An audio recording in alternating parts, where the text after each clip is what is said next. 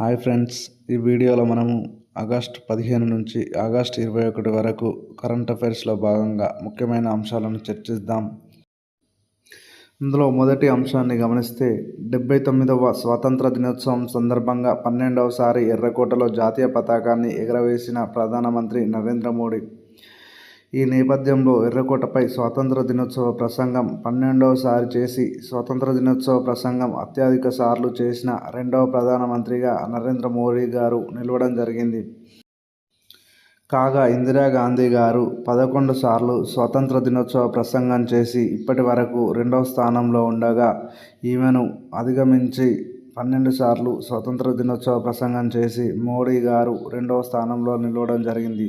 అయితే అత్యధిక సార్లు స్వతంత్ర దినోత్సవ ప్రసంగాలు చేసిన ప్రధానమంత్రిగా జవహర్లాల్ నెహ్రూ మొదటి స్థానంలో ఉన్నారు. జవహర్లాల్ నెహ్రూ గారు మొత్తం 17 సార్లు స్వతంత్ర దినోత్సవ ప్రసంగాలు చేశారు. ప్రధానమంత్రి గారు స్వతంత్ర దినోత్సవ ప్రసంగంలో కొన్ని ముఖ్యమైన అంశాలను పేర్కొనడం జరిగింది. వాటిని పరిశీలిస్తే 2035 నాటికి సుదర్శన చక్ర అనే కొత్త భద్రతా వ్యవస్థను తీసుకురానున్నట్లు తెలపడం జరిగింది.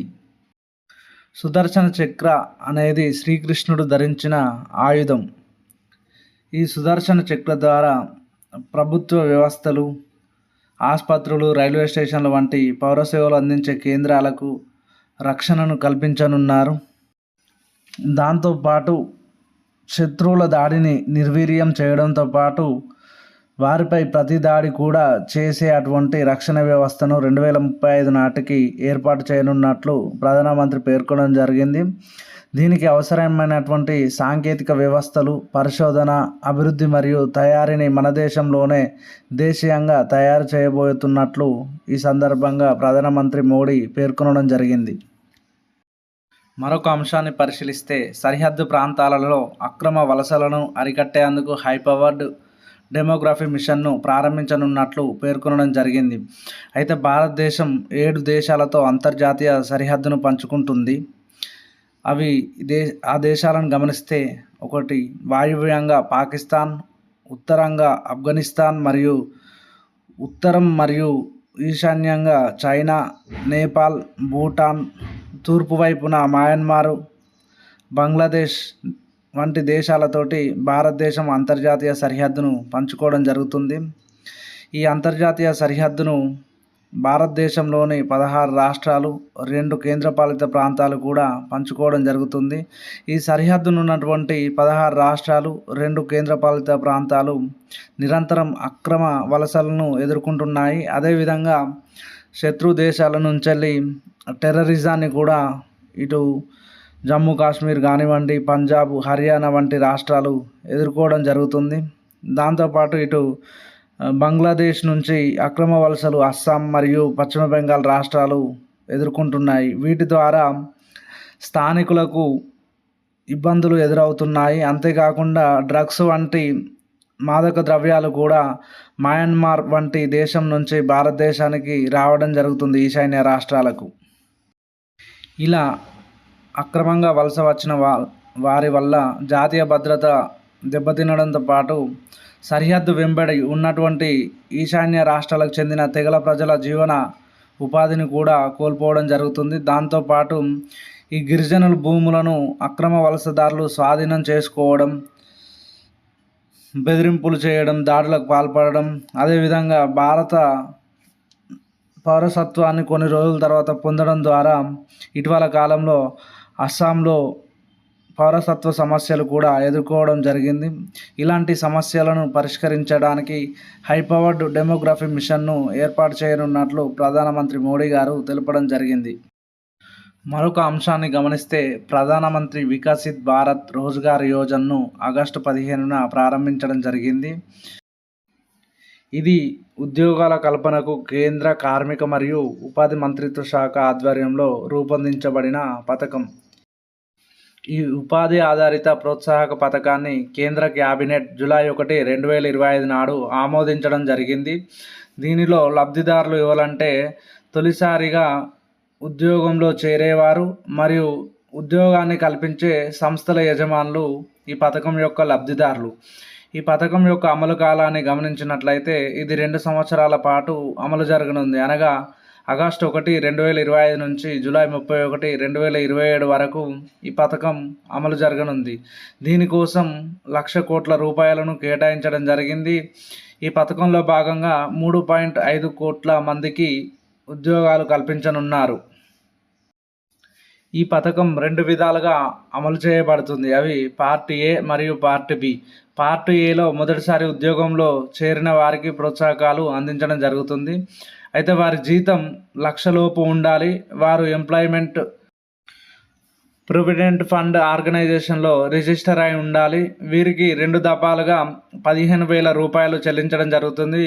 మొదటి విడతగా ఉద్యోగంలో చేరిన 6 నెలల తర్వాత మరియు రెండవ విడతగా 12 నెలల తర్వాత మిగతా 7,500 చెల్లించనున్నారు.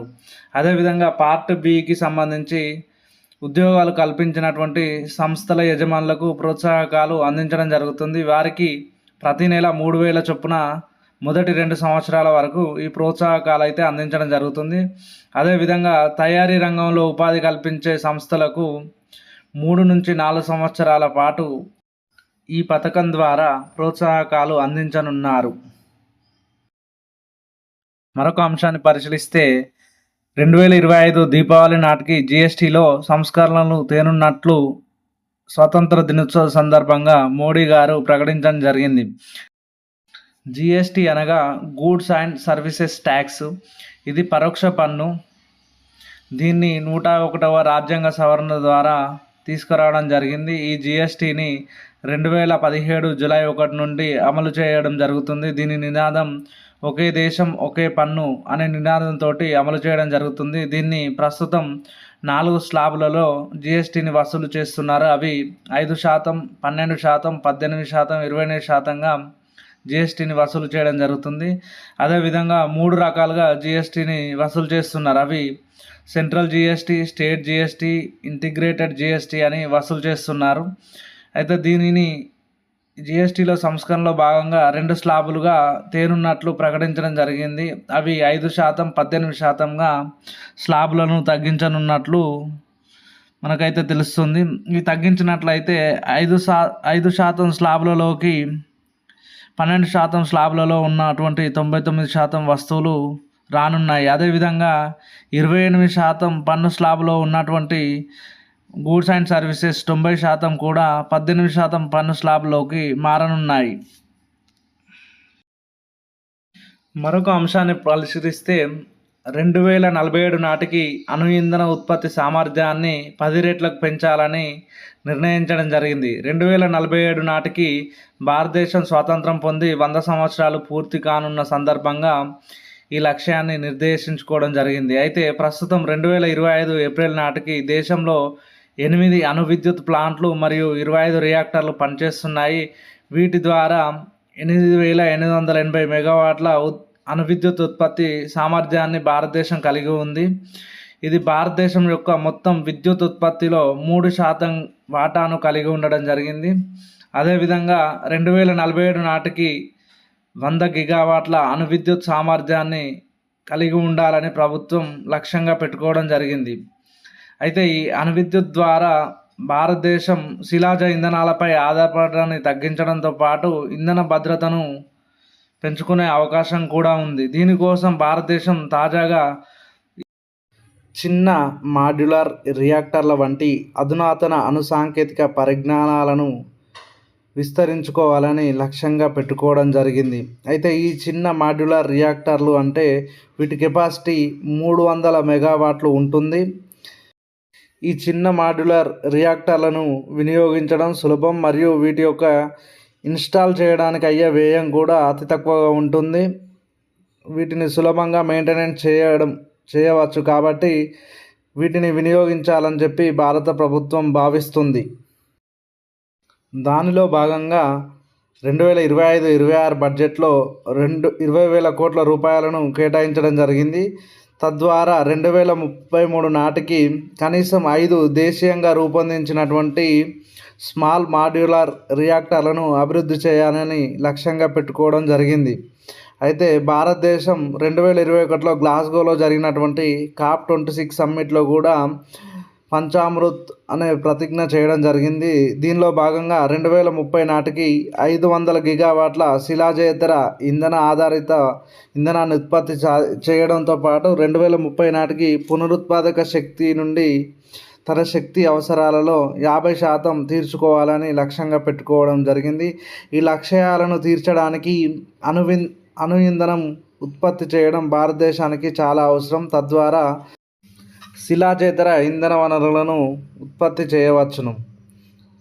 ఈ విధంగా భారతదేశం సుస్థిరాభివృద్ధి లక్ష్యమైనటువంటి 7వ లక్ష్యంలో శుద్ధమైన ఇంధనాన్ని ఉత్పత్తి చేయడానికి ఈ అణుశక్తి చాలా వరకు దోహదపడుతుంది. అంతేకాకుండా 2070 నాటికి నెట్ జీరో లక్ష్యాన్ని సాధించడానికి కూడా భారతదేశానికి ఈ అణు ఇంధన ఉత్పత్తి అనేది తోడ్పడడం జరుగుతుంది. అయితే భారతదేశం అణు ఇంధన ఉత్పత్తికి అవసరమైనటువంటి యురేనియం కొరతను ఎదుర్కొంటున్నది. యురేనియం కొరతను తీర్చడానికి Russia, Mongolia, Kazakhstan, Argentina, Namibia, niger వంటి దేశాలతోటి యురేనియం సరఫరా చేయడానికి ఒప్పందాలు చేసుకోవడం జరిగింది. అంతేకాకుండా ఈ అణుశక్తి ఉత్పత్తి చేయడానికి సాంకేతికపరమైన సమస్యను కూడా భారతదేశం ఎదుర్కొంటుంది. ఈ సాంకేతిక సహకారం కోసమై ఫ్రాన్సు, యుఎస్, యూకే, కెనడా, దక్షిణ కొరియా వంటి దేశాలతోటి అణు సాంకేతిక సహకారంపై ద్వైపాక్షిక ఒప్పందాలు కూడా చేసుకోవడం జరిగింది. మరొక అంశాన్ని గమనిస్తే మొదటి మేడ్ ఇన్ ఇండియా సెమీకండక్టర్ను 2025 చివరి నాటికి మార్కెట్లోకి అందుబాటులోకి తీసుకురానున్నట్లు ప్రధాని మోడీ గారు తన స్వతంత్ర దినోత్సవ ప్రసంగంలో తెలపడం జరిగింది. అయితే భారతదేశం 2021లో ఇండియా సెమీకండక్టర్ మిషన్ను ప్రారంభించడం జరిగింది. దీనికోసం 76,000 కోట్లను కూడా కేటాయించడం జరిగింది. అయితే ఈ మిషన్ యొక్క లక్ష్యం ఏంటిదంటే సెమీకండక్టర్లు, డిస్ప్లేలు తయారీ, డిజైన్ రంగంలో పెట్టుబడి పెట్టే కంపెనీలకు ఆర్థిక సహాయం అందించడం దీని లక్ష్యం. అయితే ఈ మిషన్ కింద 4 పథకాలను కూడా ప్రారంభించడం జరిగింది. అవి: ఒకటి, భారతదేశంలో సెమీకండక్టర్ ఫ్యాబ్ల ఏర్పాటు పథకం. రెండవది, భారతదేశంలో డిస్ప్లే ఫ్యాబ్ల ఏర్పాటు పథకం. మూడవది, కాంపౌండింగ్ సెమీకండక్టర్స్ లేదా silicon photonics semiconductor assembly, testing, marking మరియు ప్యాకేజింగ్ సౌకర్యాల ఏర్పాటు కోసం పథకం. నాలుగవది, డిజైన్ లింక్డ్ ఇన్సెంటివ్ పథకం. ఈ 4 పథకాలను కూడా ప్రారంభించడం జరిగింది ఈ మిషన్లో భాగంగా. ఈ మిషన్ కింద 3 రాష్ట్రాలలో 6 సెమీకండక్టర్ ప్లాంట్లను ఏర్పాటు చేయడం జరిగింది గతంలో. అవి గుజరాత్లో 4 ఏర్పాటు చేశారు. అయితే గుజరాత్లోని ధోలేరాలో 1, సనంద్లో 3 సెమీకండక్టర్ ప్లాంట్లను ఏర్పాటు చేయడం జరిగింది. అదేవిధంగా అస్సాంలోని మోరిగాంలో కూడా టాటా సెమీకండక్టర్స్ వారు ఒక కంపెనీని ఏర్పాటు చేయడం జరిగింది. అదేవిధంగా ఉత్తరప్రదేశ్లోని జేవార్లో హెచ్సిఎల్ మరియు ఫాక్సికాన్ జాయింట్ వెంచర్ను ఏర్పాటు చేయడం జరిగింది. అయితే 2025 ఆగస్టులో కూడా మరో 3 రాష్ట్రాలలో మరో 4 సెమీకండక్టర్ ప్లాంట్లను ఏర్పాటు చేయడానికి కేంద్ర క్యాబినెట్ ఆమోదం తెలపడం జరిగింది. ఆ రాష్ట్రాలను మనం గమనిస్తే ఒడిశాలోని భువనేశ్వర్లో 2 సెమీకండక్టర్ ప్లాంట్లు, ఆంధ్రప్రదేశ్లో 1, పంజాబ్లోని మొహాలీలో 1 సెమీకండక్టర్ ప్లాంట్ను ఏర్పాటు చేయనున్నారు. ఈ యొక్క సెమీకండక్టర్ మిషన్ యొక్క ఆవశ్యకత ఎందుకు వచ్చిందంటే ఇటీవల కాలంలో స్మార్ట్ ఫోన్ల వినియోగం, టీవీలు, ల్యాప్టాప్స్, కంప్యూటర్సు, రేడియో మరియు అధునాతన మెడికల్ ఎక్విప్మెంట్స్ వినియోగం, వెహికల్స్ వంటి వినియోగం పెరగడం, వైద్యంలో ఈసీజీ యంత్రాల ఉపయోగించడం, గృహోపకరణాలు, రిఫ్రిజిరేటర్లు వంటి వాటిలో ఆర్టిఫిషియల్ ఇంటెలిజెన్స్ని వినియోగించడం, ఆటోమొబైల్స్లో డ్రైవర్లెస్ కార్లను, డ్రైవర్లెస్ వెహికల్లను వినియోగించడం లాంటి మార్పులను మనం గమనిస్తున్నాం. వీటి వినియోగం కూడా రోజు రోజుకు పెరుగుతుంది. వీటిలో మనము ఇంటిగ్రేటెడ్ చిప్స్ని యూజ్ చేస్తున్నాం. కాబట్టి వీటిని మన భారతదేశంలోనే తయారు చేయాలని భారత ప్రభుత్వం లక్ష్యంగా పెట్టుకున్నది. భారతదేశం మనం సెమీకండక్టర్లను ఎక్కువ శాతం దిగుమతి పైననే ఆధారపడుతున్నాం. ఈ దిగుమతిని ప్రత్యామ్నాయంగా మన దేశంలోనే ఈ సెమీకండక్టర్లను తయారు చేయాలని భావించి భారత ప్రభుత్వం ఈ ఇండియా సెమీకండక్టర్ మిషన్ను తీసుకురావడం జరిగింది. అంతేకాకుండా భారతదేశం ప్రపంచంలోనే అతిపెద్ద జనాభా కలిగి ఈ చిప్ యొక్క మార్కెటింగ్ మరియు డిమాండ్ ఎక్కువగా ఉంది. దీన్ని వినియోగించుకోవాలని భారత్ భావిస్తుంది. దానిలో భాగంగా 2024లో ఈ చిప్స్ మార్కెట్ విలువ $52 బిలియన్ ఉండగా దీన్ని 2030 వరకు ఇది $110 బిలియన్ పెరగనున్నట్లయితే ప్రభుత్వ వర్గాలు పేర్కొనడం జరిగింది. ఈ మార్కెటింగ్ మరియు డిమాండ్ను దృష్టిలో పెట్టుకొని భారత ప్రభుత్వం మరికొన్ని సెమీకండక్టర్ ప్లాంట్లను నెలకొల్పే అవకాశం కూడా ఉంది. మరొక అంశాన్ని పరిశీలిస్తే ఎన్డీఏ ఉపరాష్ట్రపతి అభ్యర్థిగా మహారాష్ట్ర గవర్నర్ చంద్రపురం పొన్నస్వామి రాధాకృష్ణన్ పేరును ఖరారు చేసింది. ఇతడు తమిళనాడుకు చెందిన వ్యక్తి. ఇతడు గతంలో జార్ఖండ్ గవర్నర్గా పనిచేశాడు. అంతేకాకుండా తెలంగాణకు మరియు పుదుచ్చేరికి అదనపు గవర్నర్గా బాధ్యతలను చేపట్టడం జరిగింది. అంతకుముందు ప్రస్తుతం ఇతను మహారాష్ట్ర గవర్నర్గా ఉండడం జరిగింది. అదేవిధంగా విపక్షాల ఇండియా కూటమికి ఉపరాష్ట్రపతి అభ్యర్థిగా జస్టిస్ బి సుదర్శన్ రెడ్డి పేరును ఖరారు చేయడం జరిగింది.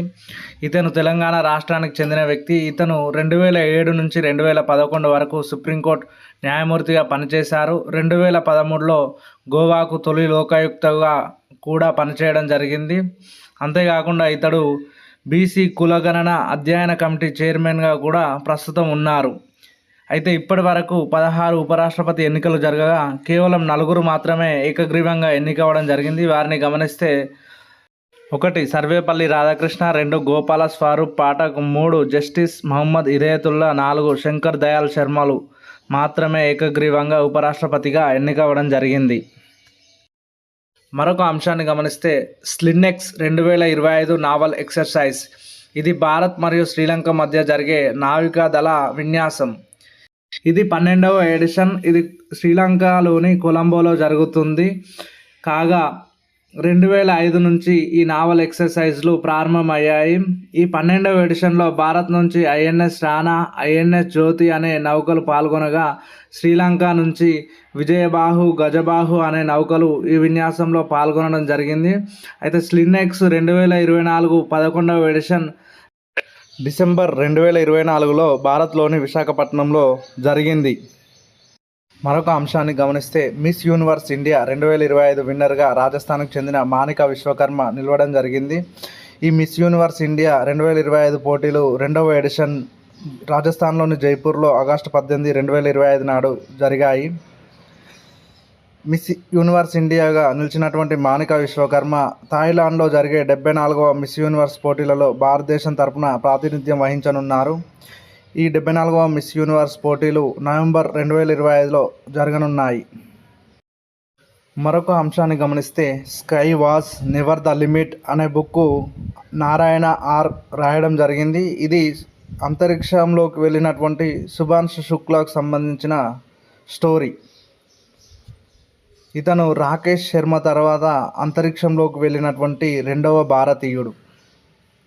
మరొక అంశాన్ని గమనిస్తే రైలు పట్టాల మధ్య సౌర పలకలను అమర్చడం ద్వారా సౌర విద్యుత్ను ఉత్పత్తి చేసిన వారణాసిలోని బెనారస్ లోకోమోటివ్ వర్క్స్ 1 కిలోమీటర్ దూరానికి అమర్చిన పలకల ద్వారా 800 యూనిట్ల విద్యుత్ను ప్రతిరోజు ఉత్పత్తి చేయనున్నారు. మరొక అంశాన్ని గమనిస్తే ఎన్సీఈఆర్టీ పుస్తకాల్లో ఆపరేషన్ సింధూర్కు సంబంధించిన పాఠాలను 3 నుంచి 12 తరగతుల వరకు 2 మాడ్యూళ్ళుగా చేర్చడం జరిగింది. మొదటి మాడ్యూల్లో 3 నుంచి 8వ తరగతి వరకు ఆపరేషన్ సింధూర్ ఒక వీరగాథ అనే పేరుతో, 2వ మాడ్యూల్లో 9 నుంచి 12వ తరగతి వరకు ఆపరేషన్ సింధూర్ ఆత్మగౌరవం కోసం సాహసిక ఎదురుదాడి అనే పేరుతో పాఠ్య ప్రణాళికలలో చేర్చనున్నారు. మరొక అంశాన్ని గమనిస్తే శ్రావణ్ కుమార్ అవార్డ్స్. వృద్ధ తల్లిదండ్రుల బాగోగులపై ప్రత్యేక శ్రద్ధ చూపుతున్న కుమారులు, కుమార్తెలకు సిక్కిం ప్రభుత్వం శ్రావణ్ కుమార్ పేరిట ఈ అవార్డులను అందించనున్నది. ఈ శ్రావణ్ కుమార్ అవార్డ్స్ను సిక్కిం ముఖ్యమంత్రి ప్రేమ్ సింగ్ తమాంగ్ ఆగస్టు 15 నాడు అందజేయనున్నారు. ఈ అవార్డ్స్ కింద 199 మందిని ఎంపిక చేయడం జరిగింది. వారికి ఈ అవార్డుతో పాటు ₹1,00,000 నగదు బహుమతిని అందజేయనున్నారు.